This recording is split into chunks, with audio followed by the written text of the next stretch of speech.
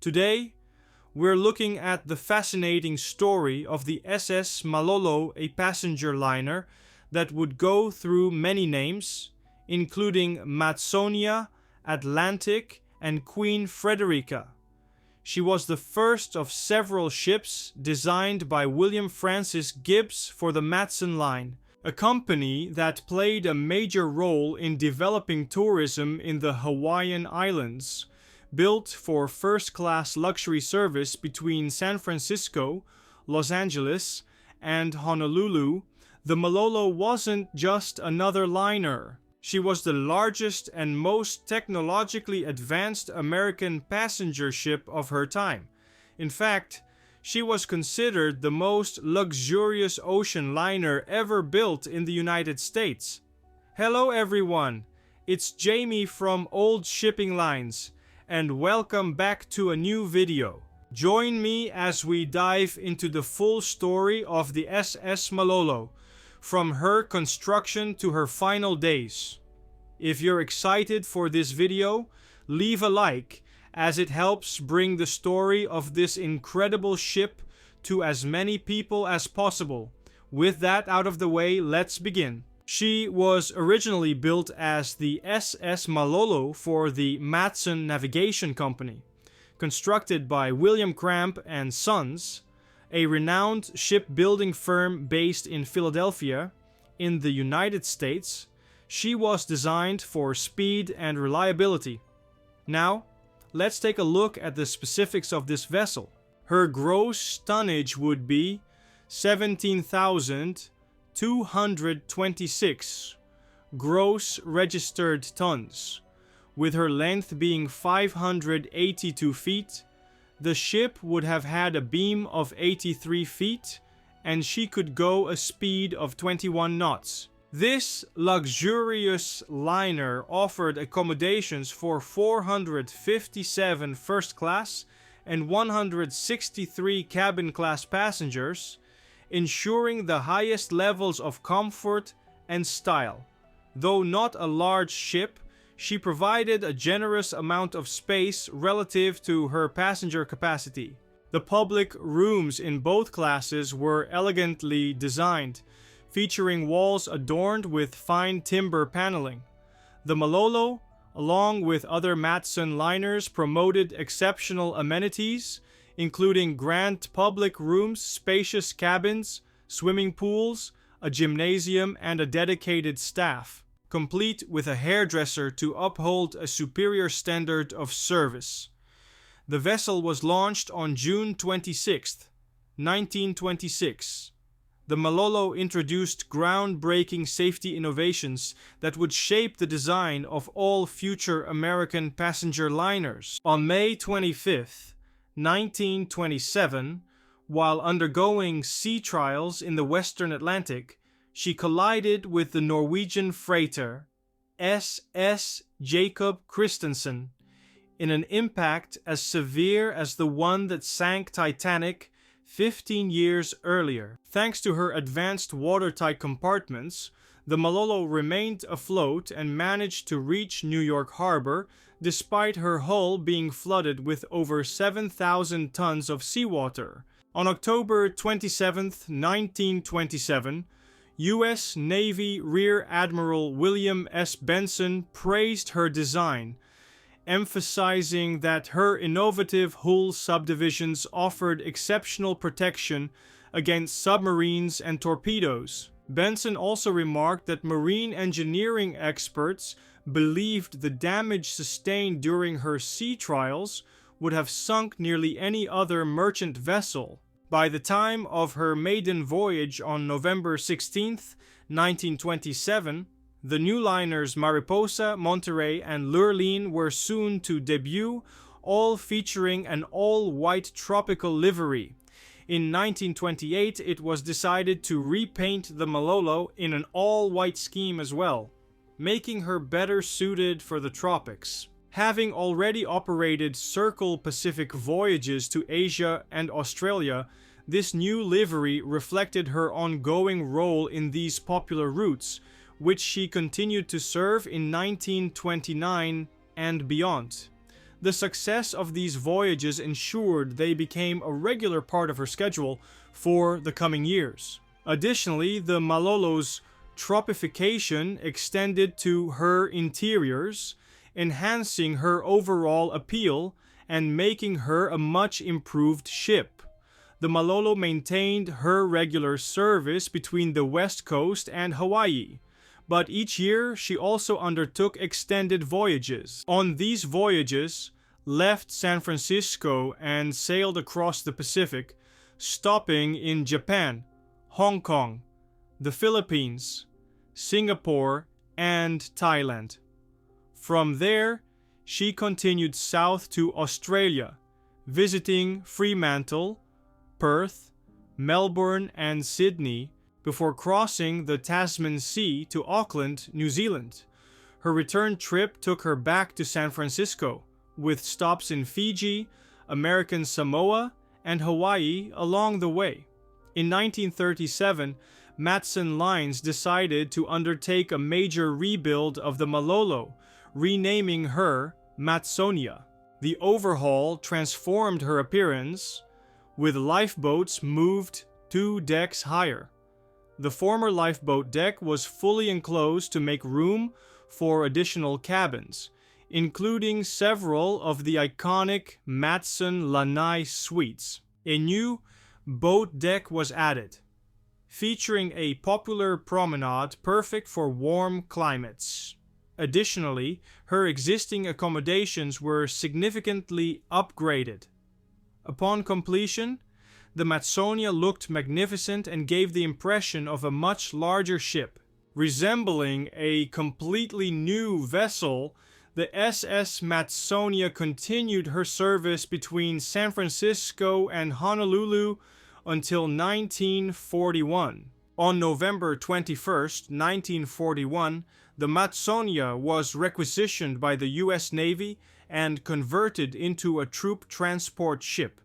She underwent a rushed transformation to accommodate up to 3,000 troops and set sail from San Francisco on December 5th, bound for the Philippines. However, following the attack on Pearl Harbor, she was ordered to turn back and zigzagged home to San Francisco, as described by Sam Fox, a passenger aboard. There, she was loaded with weaponry, supplies, and approximately 3,280 troops. After completing her hurried refit, the Matsonia departed again on December 16, 1941, this time heading for Honolulu in convoy with her 2 newer sisters, Monterey and Lurleen. Throughout the war, she served as a troop transport across the Pacific, making numerous stops in Australia as part of her wartime duties. In 1946, the Matsonia was decommissioned, having transported an estimated 176,000 people, including troops, war brides, and civilians. Following her decommissioning, there were plans to fully refit the ship.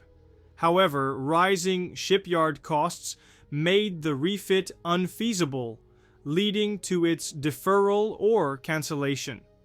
At 21 years old, the Matsonia was put up for sale and quickly purchased by Mediterranean Lines of Panama, a ship-holding subsidiary of the newly formed Home Lines, a company with ties to Greece, Sweden, Switzerland, Italy, and the United States. Renamed the Atlantic, the ship was sent to Ansaldo shipyards in Genoa for extensive rebuilding. The 700 first-class berths from the Matsonia era were replaced with a more profitable configuration: 349 first class, 203 cabin class, and 626 tourist class berths. Home Lines originally intended to use the ship on the South Atlantic route between Genoa, Rio de Janeiro, and Buenos Aires.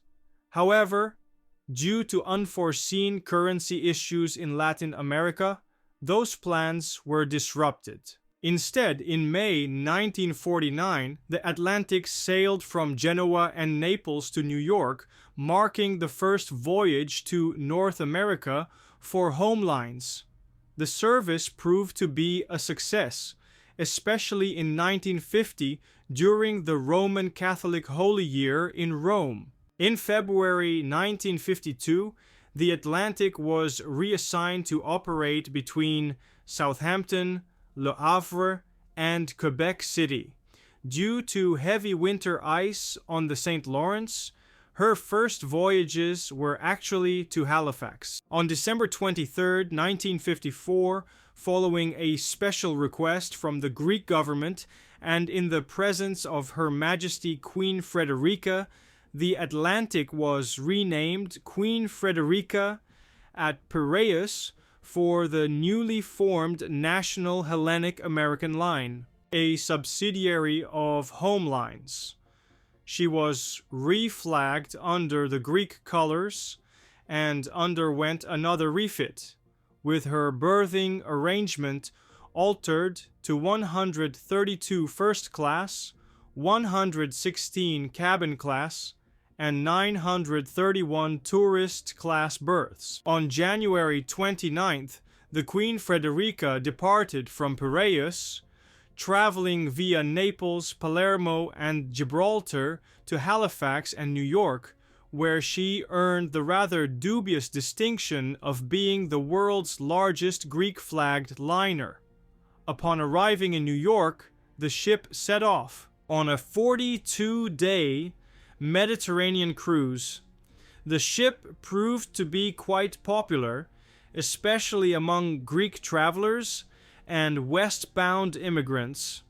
It was marketed by Home Lines alongside the Homeric, Italia, and the Hamburg Atlantic Lines Hanseatic. In 1960 to 61, the Queen Frederica underwent a 22-month refit at Genoa, during which her passenger capacity was once again adjusted.